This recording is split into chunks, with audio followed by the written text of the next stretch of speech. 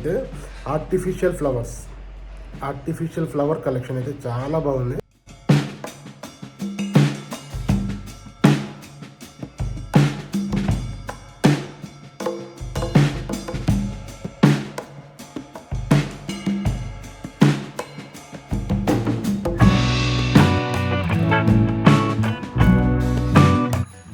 Hi friends, నమస్తే అందరికీ. Welcome back to my YouTube channel. Friends, ఎలా ఉన్నారు? బాగున్నారా? మేమైతే చాలా బాగున్నాము ఫ్రెండ్స్. మీరు కూడా బాగుండాలని కోరుకుంటున్నాము. అలాగే ఈరోజు అయితే ఒక మంచి వీడియోతో మీ ముందుకు వచ్చాను ఫ్రెండ్స్.